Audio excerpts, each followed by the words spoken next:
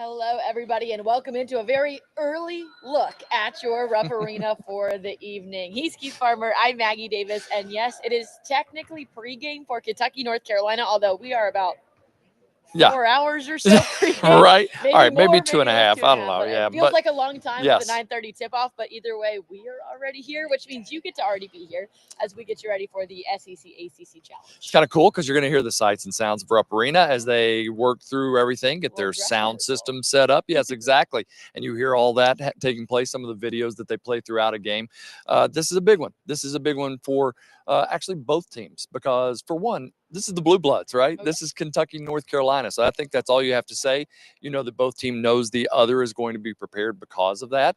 It's big for Kentucky because they don't have a win over a ranked team this season. They've lost to Michigan State and Louisville.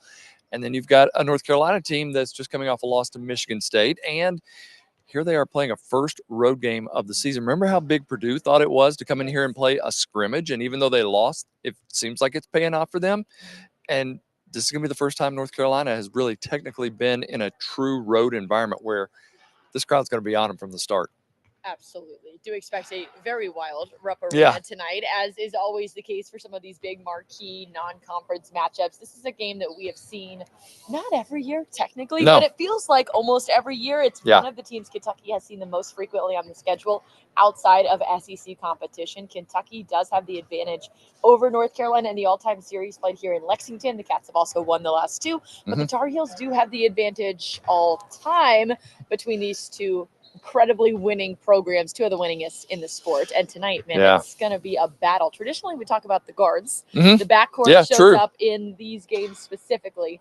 But this could be a front court game. Kentucky a little shorthanded. Yes. North Carolina coming in with a superstar. Yeah, and also a little shorthanded with one of their players as well, so that makes it interesting. But one of the things that Otega Owe said before this game is how much size this team has, this North Carolina team, and they got to be prepared for that. They got a 7-footer on the inside in Vesser, and then they've got, as you mentioned, the player that everybody's going to be keeping their eye on, the superstar, Caleb Wilson. He's averaging a double-double, 20 points, 10 rebounds.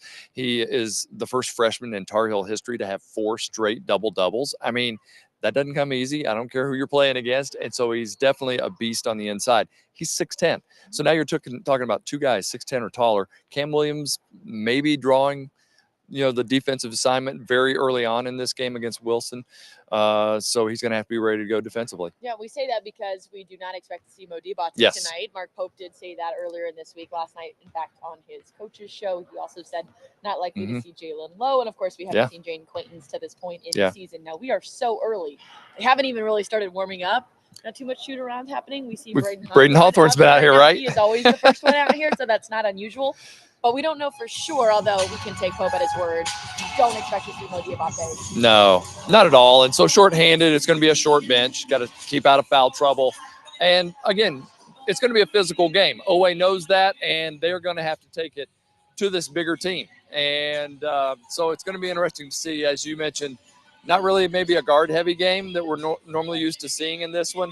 We remember Malik Monk going off in this game out in Las Vegas. He has the scoring record in UK, North Carolina. Yeah, series. how many? 47? 47? I think it was 47, right? Let me check it. Let me check it because you put out some good notes, right? Yeah, you did. Because North Carolina had a player set their record in that same game, 2016. And we talked about the fact that this is the Tar Heels' first road game of the season.